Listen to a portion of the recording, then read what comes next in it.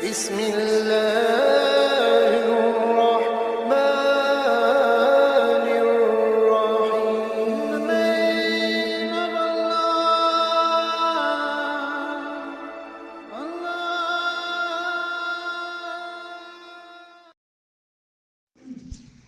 بسم اللہ الرحمن الرحیم. نحمده ونصلي على رسوله الكريم. اما بعد، قال الله عز وجل في كلامه المجيد: يا أيها الذين آمنوا ادخلوا في السلم كافة ولا تتبعوا خطوات الشيطان إنه لكم عدو مبين. وقال عز وجل: هل يستوي الذين يعلمون والذين لا يعلمون. صدق اللہ العظیم. قابل احترام بزرگوں اور عزیز دوستوں،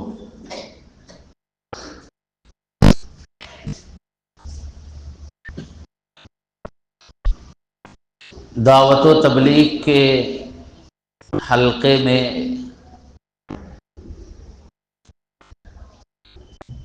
ایک جملہ اکثر و بیشتر کہا جاتا ہے، بلکہ ہر مجلس میں اس جملے کی تکرار ہوتی ہے. ایک عام انسان بھی جب جماعت کے مبارک کاموں سے وابستہ ہوتا ہے تو اس کے کانوں میں سب سے پہلے جو باتیں پڑتی ہیں ان میں ایک جملہ ہوتا ہے: اللہ نے ہماری کامیابی اپنے دین میں رکھی ہے. جس کی زندگی میں دین ہوگا وہ دنیا و آخرت میں کامیاب ہوگا، اور جس کی زندگی میں دین نہیں ہوگا وہ دنیا و آخرت میں ناکام ہوگا. سنا ہے آپ نے یہ جملہ؟ دعوت و تبلیغ سے متعلق بڑے اجتماعات ہوں یا چھوٹی چھوٹی مجلسیں ہوں، یہ جملہ آپ نے اکثر سنا ہو.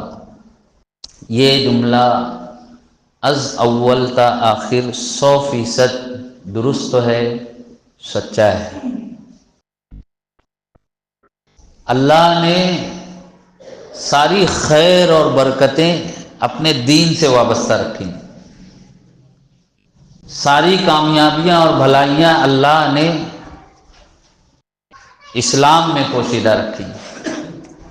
عزت، سرخروئی اور نجات دین سے متعلق ہے. دین کی مثال ایک چراغ کی، تاریکیوں اور اندھیروں میں ایک چراغ جل رہا ہو، ہر طرف تاریکیاں ہیں. اب ان تاریکیوں میں رہنے والا جس قدر چراغ کے قریب آئے گا اسی قدر اس کو روشنی ملے گی، اور جتنا چراغ سے دور ہوگا اتنا ہی وہ تاریکیوں اور اندھیروں میں ڈوبتا چلا جائے گا. اللہ کے دین کا معاملہ بھی ایسا ہی ہے. جو بندہ جس قدر دین کی تعلیمات پر عمل پیرا ہوگا، دین کی خیر اور برکتیں اسی لحاظ سے اس کو ملتی جائیں گی، اور جو جتنا دور ہوتا جائے گا کامیابیاں اس سے اتنی ہی دور ہوتی چلی جائیں گی. اور دین صرف وہ کلمہ پڑھ لینے کا نام نہیں، دین صرف عبادات کا نام نہیں، دین چند کاموں کی انجام دہی کا نام نہیں.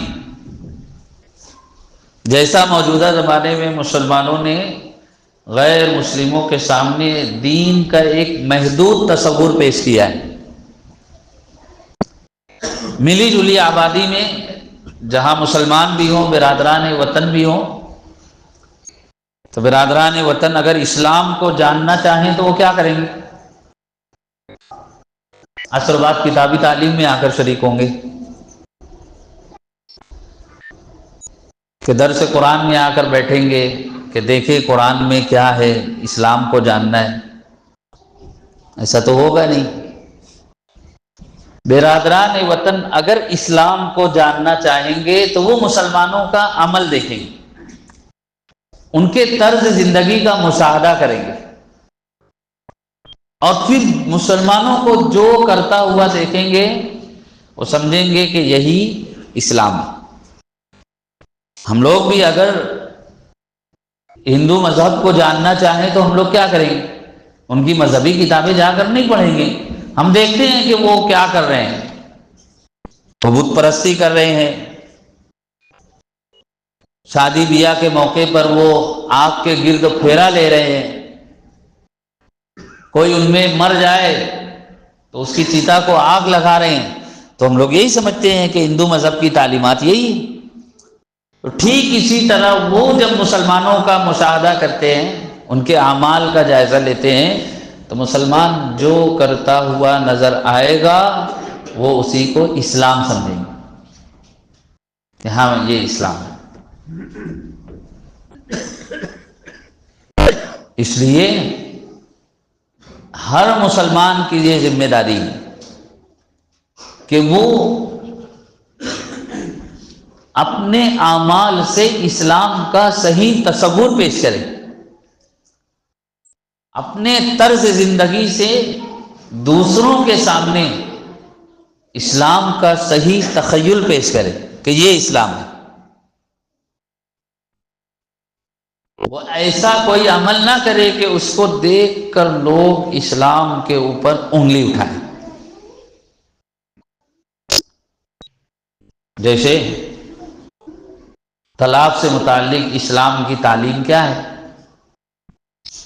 قرآن میں اللہ نے سورہ طلاق میں ارشاد فرمایا اذا طلقتم النساء فطلقوهن لعدتهن، کہ جب عورتوں کو طلاق دینا ضروری ہو جائے تو پہلے ان کی عدت دیکھو اور اس کا خیال رکھتے ہوئے طلاق دو۔ اور کتنی طلاق؟ ایک طلاق سے رشتے ختم ہو جاتے ہیں، 3 طلاق نہ ضروری ہے نہ ضرورت ہے۔ یہ اسلام کی تعلیم۔ لیکن مسلمان کیا کرتا ہے؟ ابھی گزشتہ دنوں دارالفتہ میں ایک نوجوان آیا، اس نے 3 سے بھی زیادہ دے دیا تھا، یعنی اس کو 3 بھی کم لگ رہی تھی، سمجھ رہے؟ اور پھر آ کر پوچھتا ہے اب کوئی راستہ نہیں۔ میں نے کہا راستے بند ہیں سب پوچھے قاتل کے سوا، سارے راستے تو تم بند کر کے آئے۔ یعنی ایک عام نوجوان سمجھتا ہے جب تک 3 فائر نہیں کیے سامنے والا مرے گا نہیں، رشتہ ختم نہیں ہوگا۔ اب اس کا نقصان کیا ہوا؟ جب طلاق ثلاثہ بل حکومت نے پیش کیا، پھر اس پر مسلمانوں نے احتجاج کیا، پھر معاملہ سپریم کورٹ تک گیا، تو مسلمانوں کا یہی طرز عمل ان کی بدنامی کا باعث بنا، جبکہ یہ اسلام نہیں۔ اسلام کی تعلیم تو کیا ہے کہ عورت کی عدت کا خیال رکھتے ہوئے بندہ 1 طلاق دیتا ہے تو اس کے لیے گنجائش ہوتی ہے کہ عدت کے اندر وہ زبانی طور پر بھی لوٹا دے تو نکاح پھر بحال ہو جاتا ہے، اور اگر نہ لوٹائے عدت گزر جائے تو رشتہ ختم ہو جاتا ہے، لیکن پھر دوبارہ نکاح کی گنجائش رہتی۔ 2 طلاق میں بھی یہی صورتحال ہے، لیکن کسی نے 3 طلاق دے دی تو اب یہ اسلام کی تعلیمات کے خلاف چل کر جب کوئی بندہ عمل کرتا ہے تو وہ اسلام کی بدنامی کا باعث بنتا ہے، سمجھ رہے؟ ایسے ہی دیگر ساری چیزوں کو آپ دیکھ لیجیے، مسلمان لین دین کریں گے، تجارت کریں گے، سچائی کے ساتھ کریں گے، امانت داری کے ساتھ کریں گے، رسول اللہ صلی اللہ علیہ وسلم نے فرمایا نا، وہ تاجر جو سچائی اور امانت داری کے ساتھ تجارت کرے، قیامت کے دن انبیاء کے ساتھ، صدیقین کے ساتھ، شہداء کے ساتھ ہوگا۔ اب جب ایک غیر مسلم ایک مسلمان کی سچائی اور امانت داری کو دیکھے گا تو وہ کہے گا یہ اسلام ہے، اور اس کے برعکس جھوٹ بول کر کاروبار کریں، دھوکہ دیں، خیانت کریں، وعدے کی خلاف ورزی کریں، تو لوگ کہیں گے کہ دیکھو مسلمان ایسے ہوتے ہیں، تو اسلام کی بدنامی ہوگی۔ پھر لوگ اسلام سے قریب آنے کے بجائے دور ہو جائیں گے، اور اگر ہم اسلام پر عمل پیرا ہو کر زندگی گزارتے ہیں تو لوگ اسلام سے قریب آ جائیں گے۔ ہمارا عمل یا تو اسلام کی نشر و اشاعت کا ذریعہ بنے گا، یا ہماری بد عملی اسلام کی بدنامی کا ذریعہ بنے گی۔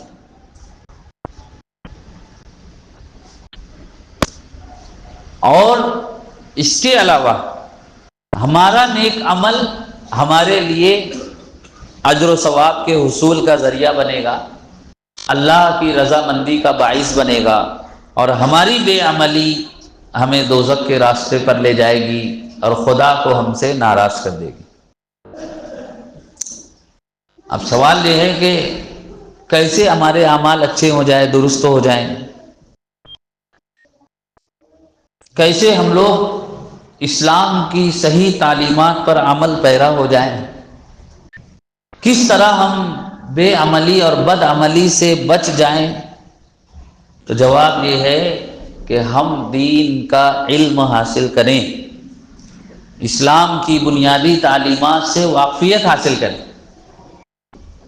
نبی کریم صلی اللہ علیہ وسلم کا مشہور ارشاد گرامی ہے، دین کی بنیادی تعلیم حاصل کرنا ہر مسلمان پر لازم ہے، فرض کے درجے میں، کہ دین کی بنیادی باتوں کا علم ہو۔ جیسے دین کے بنیادی فرائض ہیں نماز، روزہ، زکوٰۃ، حج، اس کا طریقہ ہر مسلمان کو معلوم ہونا چاہیے، کہ نہیں معلوم ہوگا تو نہ نماز صحیح ہوگی، نہ روزہ صحیح ہوگا، نہ زکوٰۃ درست طریقے پر ادا ہوگی، نہ حج عمرہ ہو سکے گا۔ ایسے ہی دیگر معاملات، ایک بچے کی پیدائش ہو تو کیا کرنا چاہیے ایک مسلمان کو پتہ ہونا چاہیے،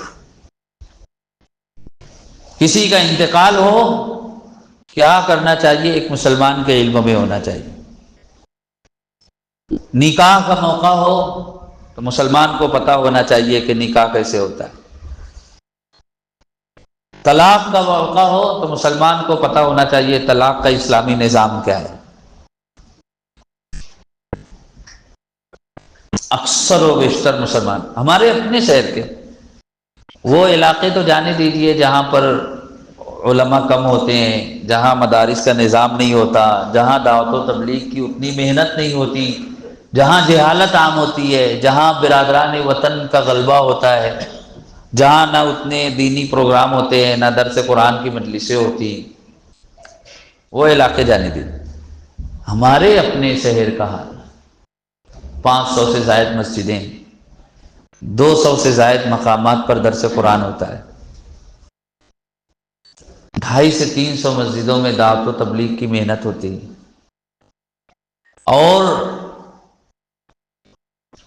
2000 معلمات روزانہ بچوں کو تعلیم دیتی، 1500 معلمین روزانہ مکتب میں پڑھاتے، مدارس اس کے علاوہ ہے، روزانہ کہیں نہ کہیں دینی جلسہ، دینی پروگرام ہوتا ہے، اس کے باوجود عام مسلمانوں کا علم دین کتنا ہے کہ گھر میں کسی بچے کی ولادت ہوئی، وہ اذان دینے کے لیے مؤذن صاحب کو تلاش کرتے ہیں، کسی کا انتقال ہوا، نماز پڑھانے کے لیے امام صاحب کی تلاش۔ عید الاضحیٰ کا موقع ہے، جانور ذبح کرنا ہے، چھری لے کر امام صاحب کو ڈھونڈ رہے ہیں، کہاں ہے امام صاحب؟ جانور ذبح کرنا ہے۔ ایسے ہی ہوتا نا، عید الاضحیٰ کے موقع پر آپ دیکھو، چھری لے کر امام صاحب کو ڈھونڈ رہے ہیں۔ جو زچہ خانے ہوتے ہیں وہاں ایک آدمی متعین کرنا پڑتا ہے کہ بھائی یہاں پر روزانہ بچوں کی ولادت ہوتی ہے، تو اذان دینے کے لیے بر وقت تو کوئی ہوتا نہیں، تو اس لیے آپ یہیں قریب میں رہا کریں، اور زچہ خانے میں فون نمبر لکھا رہتا ہے، اذان دلوانے کے لیے اس نمبر پہ رابطہ کریں۔ جبکہ نو مولود کا باپ موجود ہوتا ہے اسی جگہ، دیگر رشتہ دار موجود رہتے ہیں، لیکن وہ بچے کے کان میں اذان نہیں دے پاتے۔ بالکل آسان چیز ہے، روزانہ 5 وقت تو اذان بھی سنتے ہیں، اقامت بھی سنتے ہیں، کوئی ایک بچے کو لے کر کھڑا ہو جائے اور ہم بچے کے کان کے بالکل قریب کھڑے ہو کر اذان کہہ دیں، پھر اس کے بائیں کان کے قریب کھڑے ہو کر اقامت کہہ دیں، کوئی بہت مشکل چیز ہے نہیں، لیکن لوگ اذان نہیں دے پاتے۔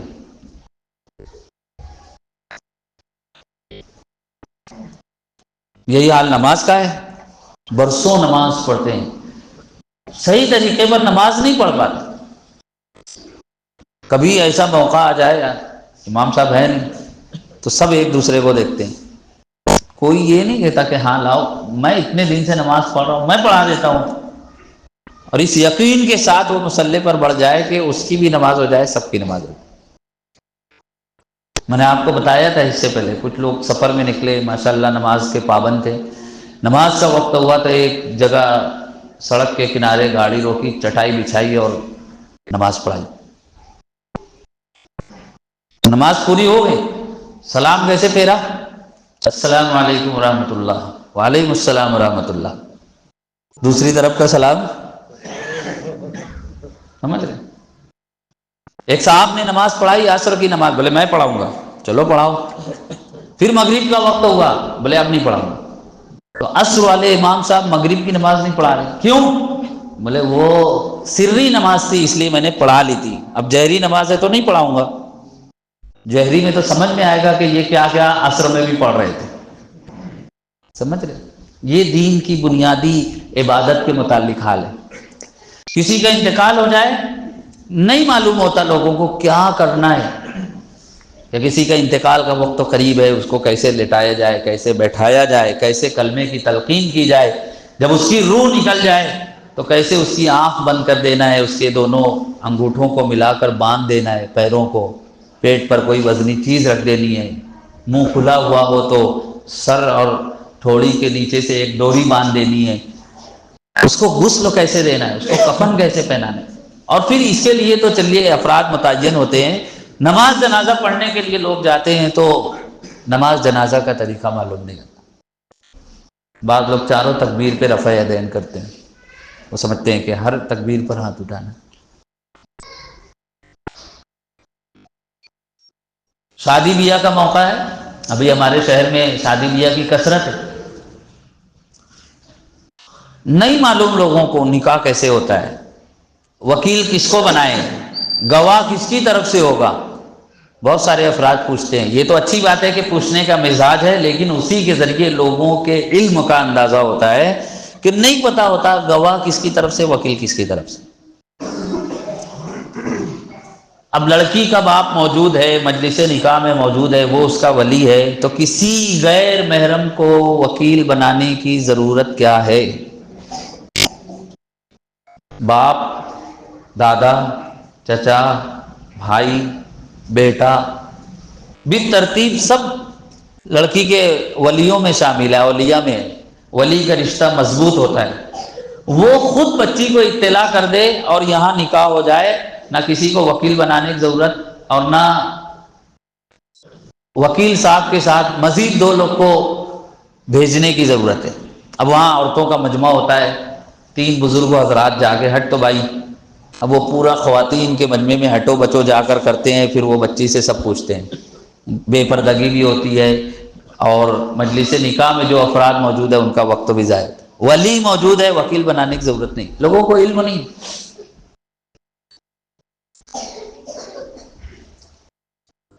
کوئی بیمار ہو جائے اس کی عیادت کیسے کرنا ہے نہیں پتہ ہے، کچھ لین دین کر رہے ہیں، کاروبار کر رہے ہیں، کیسے کاروبار کرنا ہے نہیں معلوم، نہ جانے کتنے لوگوں نے گرویوں پر مکان لے کر رکھا ہے، دکان لے کر رکھی، سواریاں لے کر رکھی، گروی، کیسے؟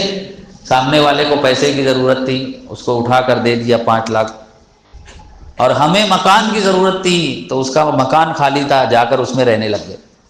اب وہ ہمارا پیسہ استعمال کرے گا، ہم اس کا مکان استعمال کریں گے، تو بھی خوش میں بھی خوش، لیکن جائز نہیں ہے، اس لیے کہ جو پیسہ دیا گیا سامنے والے کو وہ قرض ہے۔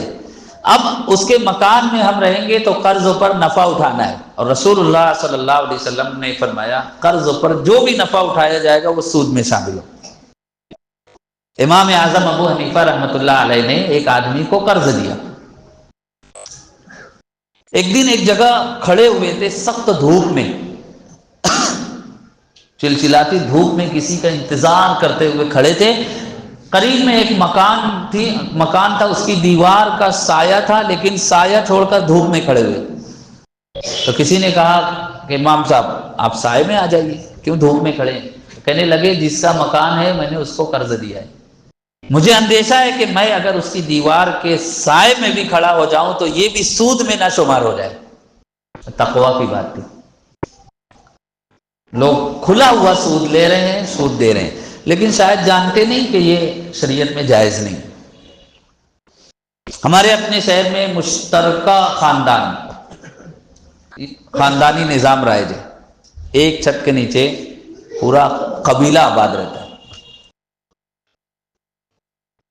عام طریقے پر جوائنٹ فیملی سسٹم، اسلام نے نہ جوائنٹ فیملی سسٹم سے منع کیا، نہ پرسنل فیملی سسٹم سے منع کیا۔ مشترکہ خاندانی نظام، جدا گانا خاندانی نظام، دونوں کی گنجائش ہے، اجازت ہے، بس شرط یہ ہے کہ مل جل کر رہیں، اپنی اپنی حد میں رہیں، مسائل نہ ہو۔ اب مشترکہ خاندان کے تحت رہتے ہیں، کس خاتون سے پردہ ضروری ہے، کس خاتون سے پردہ ضروری نہیں معلوم، کون ہمارے لیے محرم ہے کون محرم نہیں ہے نہیں پتا، تو بے پردگی ہو رہی، جبکہ یہ دین کی بنیادی تعلیمات میں سے۔ تو عزیزان گرامی، جب اللہ نے دین عطا فرمایا، ایمان کی دولت عطا فرمائی، تو دین کے تقاضوں پر عمل ضروری ہے، اور دین کے تقاضوں پر عمل کے لیے دین کا علم حاصل کرنا ضروری ہے۔ اس لیے ہم لوگ اپنا اپنا جائزہ لیں، میرا عقیدہ کیسا ہے، میرا عمل کیسا ہے، میں دین کا کتنا علم حاصل کر چکا ہوں، اور کن باتوں سے میں اب تک ناواقف ہوں۔ اپنا جائزہ لیں، ایک ڈائری بنائیں، اور روزانہ کم سے کم دین کا ایک مسئلہ معلوم کر کے اپنے علم میں اضافہ کریں۔ کتنا؟ صرف ایک۔ سوشل میڈیا پہ 50 ریل دیکھنے کے بجائے، واٹس ایپ پر سینکڑوں میسج ریڈ کرنے کے بجائے، ایک دین کا مسئلہ معلوم کریں، تو سال کے 360 دنوں میں دین کی 360 باتیں آپ کو معلوم ہو جائیں گی، 360 مسائل کا علم ہو جائے گا۔ موبائل سے تھوڑا رشتہ کمزور کر لیں، تھوڑی دیر کے لیے اس کو کنارے رکھ دیا کریں، اور تھوڑی دیر کے لیے کوئی کتاب اٹھا کر ایک صفحہ روزانہ پڑھ لیا کریں۔ کسی دن کوئی آیت کا ترجمہ پڑھ لیں، کسی دن کوئی حدیث پڑھ لیں، کسی دن کوئی ایک شرعی مسئلہ معلوم کر لیں، کسی دن کوئی ایک مستند واقعہ پڑھ لیں۔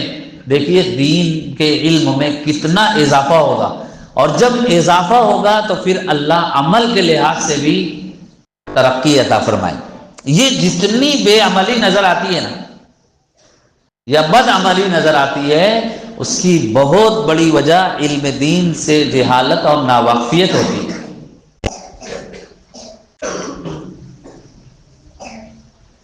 ایک صاحب ہمارے پاس آئے دارالفتہ میں، کہنے لگے کہ لوگوں کو دین کی بنیادی باتیں بھی معلوم نہیں ہوتی، اب کتابیں پڑھنے کا کہو تو پڑھتے نہیں، کتابیں بڑی سائز میں ہوتی ہے، لائبریری میں، کتب خانوں میں، گھروں پر رکھی ہوتی ہے، تو کیسے علم ہوگا؟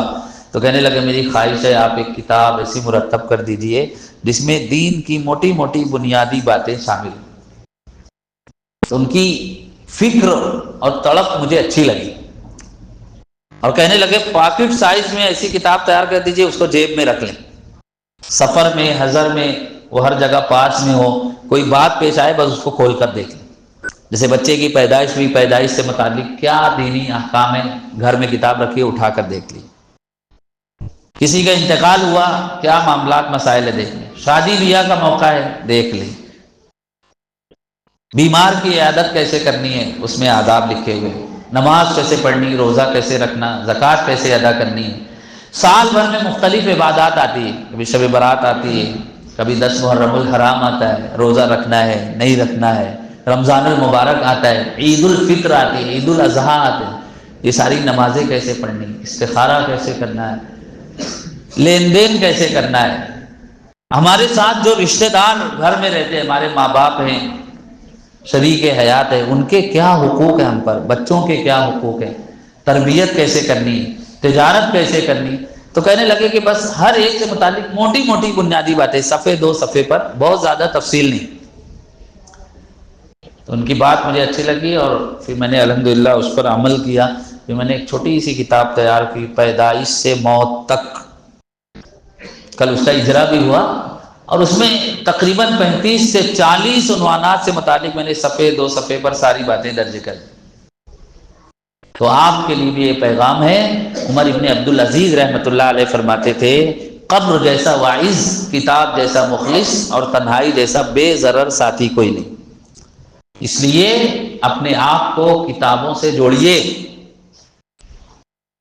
دینی حلقوں میں، دینی مجالس میں شرکت کیجیے، دعوت و تبلیغ کی محنت سے وابستہ ہو جائیے، درس قرآن ہوتا ہے اس میں شریک ہو جائیے، اچھے اچھے رسائل اور کتابوں کو جمع کر کے گھر میں ایک چھوٹی سی لائبریری بنائیے، خود بھی پڑھیے، بچوں کو بھی پڑھنے کا عادی بنائیے۔ تو دھیرے دھیرے سب کے علم میں اضافہ ہوگا، سب عمل کریں گے تو ایمان بھی مضبوط ہوگا، اسلام میں بھی ترقی ہوگی، علم میں بھی اضافہ ہوگا اور بے دینی کا، بد عملی کا اور جہالت کا خاتمہ ہوگا۔ تو اپنے گھر میں چھوٹی سی لائبریری بنائیں۔ دعوت و تبلیغ کے حلقے میں ایک بات یہ بھی کہی جاتی ہے، گھر کی تعلیم۔ کوئی اچھی کتاب لے لیجئے اور گھر کے سارے افراد کو جمع کر لیجئے، ایک صفحہ پڑھ کر سنا دیجئے، تو دیکھیے اس سے کتنا علم میں اضافہ ہو۔ جب سے موبائل آیا اس نے ہم کو کتابوں سے، دینی جلسوں سے، علماء کی صحبت سے، اچھے پروگراموں سے دور کر دیا ہے۔ نتیجہ یہ ہے کہ اب دینی علم میں کمی، عمل میں کمی کی طرف لے جا رہی ہے، اور بے عملی ایمان کو کمزور کر دیتی ہے۔ اس لیے ہم لوگ ان باتوں کا خیال رکھیں۔